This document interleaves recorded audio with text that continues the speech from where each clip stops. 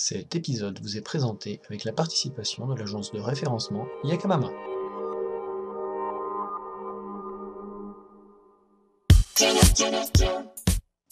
Bonjour à tous et bienvenue sur le Flash Référencement, le podcast qui parle de référencement. Nous sommes en avril 2013 et c'est l'épisode numéro 11. Je m'appelle Mathieu Tornade, je vous souhaite un bon épisode. Aujourd'hui, je vais vous faire un petit détour vers l'outil Google Analytics que tous les gens dans le milieu du web connaissent bien, les référenceurs en particulier. C'est une conférence, c'est un support de présentation que j'ai eu l'occasion de préparer pour une conférence à la CCI de Bayonne au début du mois. Je rentre de suite dans le vif du sujet pour aborder plein de points très intéressants. La première des choses à savoir, c'est que si vous êtes capable d'analyser correctement les informations que vous fournissent Google Analytics, vous allez pouvoir sortir des éléments qui vont vous permettre de prendre des décisions non négligeables sur la manière d'aborder les différents visiteurs. Un exemple, ces informations-là vont vous permettre de prendre des décisions comme par exemple féliciter votre équipe pour une augmentation de pourcentage de visites, ce qui est toujours important. En cas de baisse de trafic, vous allez pouvoir déjà essayer de mettre en place une action corrective. Si vous remarquez que vos campagnes d'emailing vous rapportent particulièrement des audiences qualifiantes, la décision ce sera peut-être de pérenniser. Si vos visiteurs sur Twitter sont ceux qui convertissent le plus sur votre site, eh ben, est-ce qu'il n'est pas le temps de faire un petit peu de pub sur Twitter et d'acheter un petit peu plus de visibilité? Google Analytics, c'est quoi? Je passe rapidement là-dessus. C'est un outil de statistique qui, d'une manière générale, est installé sur approximativement 85% des sites sur le web. C'est un outil qui est exclusivement en ligne et qui va pouvoir suivre tout ce que font chaque visiteur sur votre site internet. Tout jusqu'à un niveau de détail qui s'arrête juste avant l'identification stricte du visiteur par son adresse IP. Le gros intérêt de cette solution, c'est qu'elle est très complète, qu'elle est gratuite et qu'elle est relativement facile à mettre en place. Maintenant, au-delà du simple graphe où on peut voir le nombre de visites qu'on a tous les jours, je vous assure qu'il y a vraiment des choses beaucoup plus intéressantes que ça à faire avec du Google Analytics. La première des choses sur laquelle j'aimerais commencer, c'est sur la hiérarchie de la construction d'un profil Analytics. D'une manière générale, vous avez le compte qui correspond en fait à un identifiant et un mot de passe Google. Euh, En dessous, vous avez un site, enfin pour chaque site, vous avez un code de suivi qui commence par UAXXX, enfin à la place des X, évidemment, il y a des chiffres. Et après, vous avez pour chaque site éventuellement des profils. Alors, je reviens sur le premier qui veut bien, sur les comptes. D'une manière générale, que ce soit pour vous ou pour quelqu'un d'autre, si vous avez à créer un compte Analytics, créez à chaque fois un nouveau compte avec un mot de passe différent. Ça vous permettra plus facilement de transmettre l'intégralité du compte, soit à vos clients, soit à votre copain, soit voilà, à qui vous allez redonner l'ensemble des statistiques Analytics. Parce que si jamais vous fermez un compte et puis que vous recommencez avec un autre compte, vous perdez tout l'historique de vos statistiques, ce qui est quand même un petit peu dommage. D'une manière générale, ce qu'on voit le plus fréquent, c'est on a un compte, un site, un profil. Gardez toujours un profil vierge et les autres profils, je vais vous montrer un petit peu ce que vous pouvez faire avec. Vous pouvez créer des profils et pour chaque profil, vous pouvez appliquer des filtres dans les paramétrages. Et en particulier des filtres pour exclure certains types de trafic. Si par exemple vous voulez exclure tout le trafic, je ne sais pas, des gens de votre société, c'est peut-être dans le filtre que vous allez rentrer les différentes plages d'adresse IP qui correspondent aux gens qui sont sur votre société. Ça peut être, vous pouvez ajouter les agences web, vous pouvez ajouter les gens, exclure les gens, je ne sais pas, par exemple d'Amérique du Nord, parce que pour une raison X ou Y, vous voulez voir tout le reste. Vous pouvez faire un certain nombre de filtres assez sympathiques, y compris faire la séparation des sous-domaines. Je reviendrai peut-être dessus un petit peu plus tard, si il me reste un petit peu de temps. Autre avantage de Google Analytics, les segments avancés. Ça va vous permettre de déterminer, enfin, d'isoler très précisément les données relatives au trafic, qui peuvent être un trafic géolocalisé, donc cibler précisément une zone, une région. Vous allez pouvoir, par exemple, isoler les visiteurs uniquement qui viennent des réseaux sociaux. identifier tout ce qui est trafic mobile hors tablette, donc bah, par définition ça va être tout ce qui va être téléphone portable seul, et vous pouvez même isoler vos clients, les gens qui ont déjà acheté chez vous, ce qui, par l'intermédiaire de votre site internet évidemment, ce qui peut être vraiment très intéressant. Donc les 5 mots avancés, gardez-les en tête, c'est vraiment très intéressant. Moi, si j'ai un message à faire passer, c'est qu'il faut définir des objectifs. Pourquoi? Ça va vous permettre déjà de vous poser les bonnes questions sur à quoi va vous servir votre site internet. Il va vous servir à générer de l'inscription dans une newsletter, il va vous servir à générer des achats sur une boutique, il va servir à générer des contacts par téléphone. Voilà, il faut que vous définissiez un objectif. Un objectif, ça peut être renseigner un formulaire. Typiquement, là, j'ai mis j'ai mis une capture d'écran qui correspond en fait à toute une foule d'objectifs. Le gros avantage, une fois que vous définissez les objectifs, c'est qu'après vous allez pouvoir les suivre vraiment finement. Je fais les flèches dans le mauvais sens, ça va pas marcher. Une fois que vous avez votre objectif, vous allez être capable de définir un entonnoir de conversion. L'entonnoir de conversion, qu'est-ce que c'est? C'est ce graphique qui va vous permettre de définir différents niveaux, différentes étapes que à faire le visiteur avant d'arriver à la réalisation de votre objectif. Ici, c'était renseigner un formulaire avec la date, le code postal, la ville, la réservation, etc. Ça permet de voir très précisément où s'échappe, où est-ce que vous perdez des visiteurs sur cet objectif.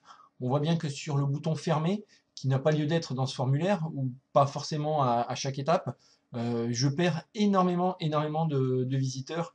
Donc une des solutions, une des prises de décision que vous apportez Google Analytics, bah, c'est typiquement peut-être d'enlever tout simplement ce bouton fermé de manière à ne pas perdre les visiteurs, qui de toute façon savent très bien faire le bouton précédent s'ils ont besoin de revenir. Vous allez avoir possibilité avec les objectifs en particulier, mais pas que, hein, mais de pouvoir suivre le flux visiteur. Typiquement ici, on voit que sur une procédure d'achat e-commerce, les gens mettent les produits dans leur panier, arrivent sur la page de fin de vente, mais ils reviennent dans le panier et après ils refont le cheminement. Donc ça peut être intéressant d'identifier tous les gens qui ressortent du panier. C'est potentiellement quand même pas mal de gens de perdus. Donc essayer de travailler sur cette étape-là pour améliorer la conversion globale. Autre point fort de Google Analytics, c'est que vous pouvez rajouter des données externes. Des données externes, la première des données externes, c'est de rajouter si vous avez un e-commerce, vous allez pouvoir rajouter le chiffre d'affaires directement dans Google Analytics, ce qui va vous permettre d'avoir, on voit bien ici, par exemple pour les mots-clés, vous allez avoir le chiffre d'affaires qui s'y rapporte, vous allez pouvoir comparer votre chiffre d'affaires qui reste à prendre avec avec des pincettes, hein. Il y a un certain pourcentage d'approximation sur ce chiffre d'affaires-là dans Analytics. Voilà, il ne faut pas que ce soit votre seul et unique indicateur, mais ça permet quand même de mettre en rapport ce que font les visiteurs avec ce que ça vous rapporte concrètement et les ventes directes. Deuxième indicateur que vous allez pouvoir intégrer Analytics, c'est une liaison qui se fait assez bien maintenant. Ce sont les chiffres, enfin tout ce qui se rapporte aux campagnes AdWords que vous allez pouvoir faire. Et la petite astuce, c'est que AdWords, qui est l'outil de revenu principal de Google, hein, à mon sens, c'est le plus moche et le plus mal foutu de l'ensemble de la gamme. Et il ne vous permet pas de faire des jolis exports. Donc, une des astuces, c'est de créer cette liaison entre Google Analytics et Google AdWords et de vous générer vos rapports mensuels, hebdomadaires, quotidiens via Google Analytics. Et vous pouvez même vous les faire envoyer par mail de manière automatique, ce qui est quand même assez intéressant. Ce qui est intéressant surtout si vous gérez des campagnes pour des clients. Ça vous permet d'envoyer automatiquement des rapports qui ont de la gueule, s'il vous plaît. Merci, monsieur Matt Cutts, de faire remonter dans vos services qu'il faut améliorer un petit peu le reporting de Google AdWords. C'est n'importe quoi. Vous pouvez faire une liaison aussi avec les Google Webmaster Tools. Je ne rentre pas dans le détail, là ça ne nous intéresse pas particulièrement. Autre chose vraiment très intéressante, je vous mettrai des liens en bas d'article avec des bouquins en anglais. Par contre, j'ai pas de bouquin en français à vous conseiller, que je vous conseille pour creuser un petit peu le sujet, c'est d'utiliser ce qui s'appelle le Virtual Page View. Alors il y a différentes choses, il y a le Virtual Page View et il y a aussi le Track Event. Là, je vais parler du Virtual Page View. Quel est l'intérêt? Le Virtual Page View, ça va vous permettre de suivre l'abandon. Un exemple, ça va être de suivre l'abandon de saisie dans un formulaire sans avoir à changer de page. Je passe rapidement là-dessus, mais quand vous changez pas de page, Google Analytics n'est pas capable de recevoir des données, sauf si vous-même vous forcez la main et que vous lui envoyez vous-même, que vous forciez l'envoi des données. Donc ça, c'est possible avec le Virtual Page View. Ça vous permet aussi de suivre éventuellement les téléchargements, donc tout ce qui est lien externe. La lecture des vidéos, je reviens vite fait sur la lecture des vidéos, c'est quand même intéressant, hein, savoir une fois que vous avez mis une vidéo YouTube, savoir combien de personnes ont cliqué sur j'aime et combien de personnes ont été allées jusqu'à la fin de la vidéo depuis directement votre outil Analytics. Ben, c'est intéressant et puis ça peut être surtout l'occasion de définir des objectifs, les fameux objectifs dont je parlais tout à l'heure, avec ces indicateurs-là. Je continue rapidement le suivi des campagnes.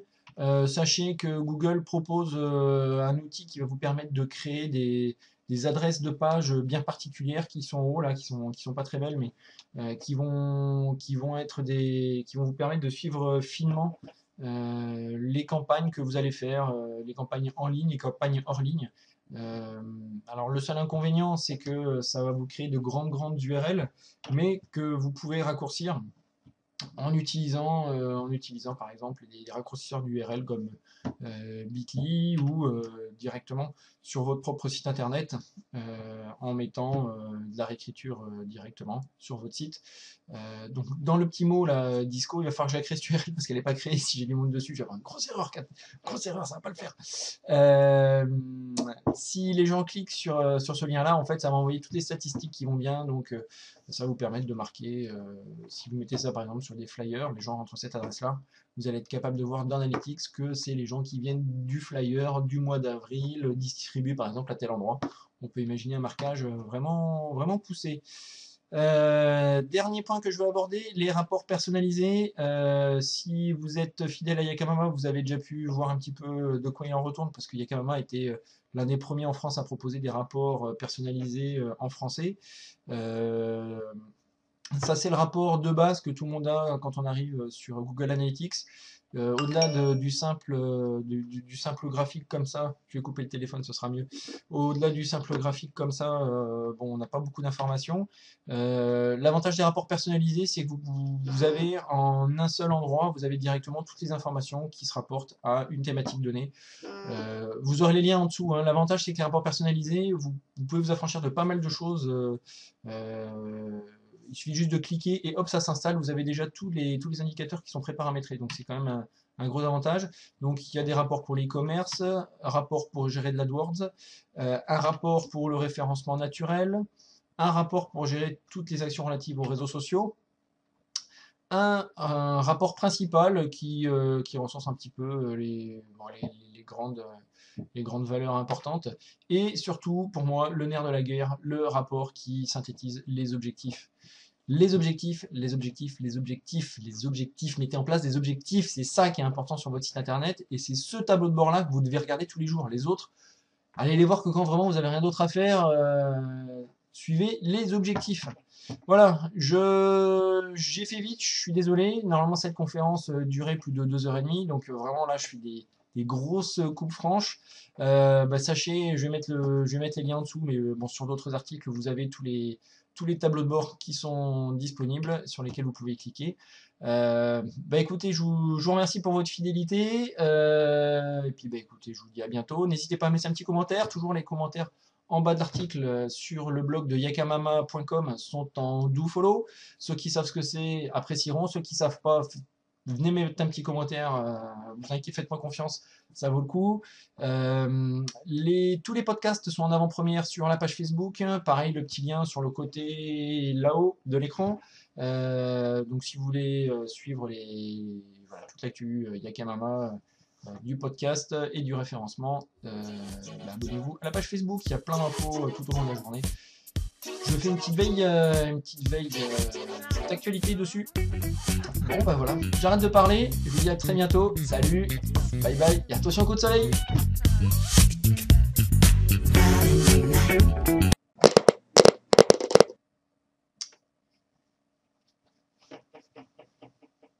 Ah, m'énerve ce carré noir.